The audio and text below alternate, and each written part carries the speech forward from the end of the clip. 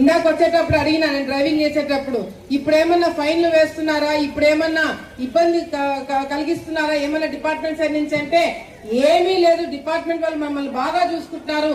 గతంలో లాగా ఫైన్లు కట్టించుకొని తప్పుడు కేసులు పెట్టి మమ్మల్ని ఇబ్బంది పెట్టే కార్యక్రమాలు చేయట్లేదని చెప్పి కూడా చెప్తుంటే పోలీస్ డిపార్ట్మెంట్ కూడా ఈ సందర్భంగా మేము వాళ్ళని కూడా అభినందనలు తెలియజేసుకుంటామని చెప్పి సందర్భంగా తెలియజేసుకుంటున్నాము.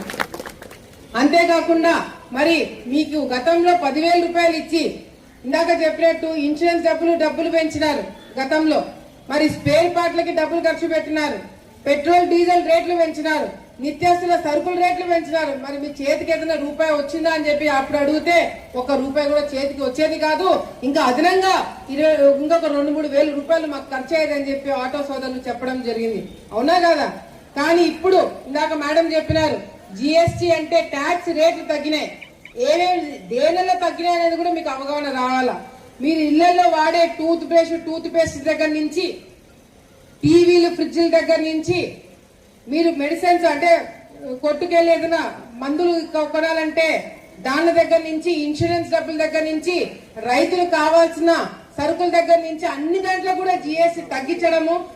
మందులైతే మనము డాక్టర్లు మనం ఏదైనా మందులు రాసిస్తే ఓఎంఐ ఇంత ఖర్చు అవుతుందా అనుకున్నాం. కానీ మీకేదైనా అనారోగ్యం వల్ల మీరు మెడికల్ స్టోర్కి వెళ్ళి మందులు కొనాలంటే కొన్ని మందుల పైన అసలు జిఎస్టీయే లేకుండా పూర్తిగా తీసేయడం జరిగింది. కూడా ఈ రోజు పథకాలు చేతికి అందుతున్నాయి.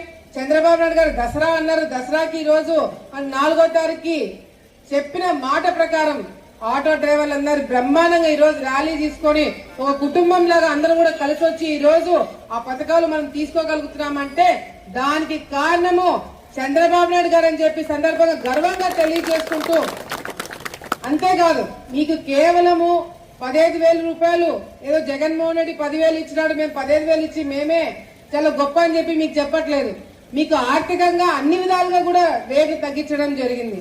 మీకు 15,000 రూపాయలు ఇందాక అన్న చెప్పినట్టుగా కూడా మీకు ఏదైతే ఈ ఫిట్నెస్ సర్టిఫికేట్ కావచ్చు, లేకపోతే ఇన్సూరెన్స్ కావచ్చు, ఇవన్నీ చేసుకోవడమే కాకుండా మీకు ఆర్థికంగా ప్రజలందరికీ, మీతో పాటు ప్రజలందరికీ కూడా ఆర్థికంగా సరుకులు, నిత్యావసర సరుకులు రేట్లు కూడా తగ్గించి ఈ రోజు నెలకి మీరు దాదాపుగా 5,000 నుంచి 10,000 రూపాయలు డబ్బులు ఆదాయం చేసుకునే రకంగా ఈ రోజు కేంద్ర ప్రభుత్వం తీసుకున్న నిర్ణయం వల్ల ఈ రోజు మన జీవితాలు అందరిలో కూడా మార్పు వస్తుందంటే దానికి కారణము ఈ ఎన్డీఏ ప్రభుత్వాన్ని గర్వంగా ఈ రోజు మీ అందరికీ కూడా నేను తెలియజేసుకుంటున్నాను.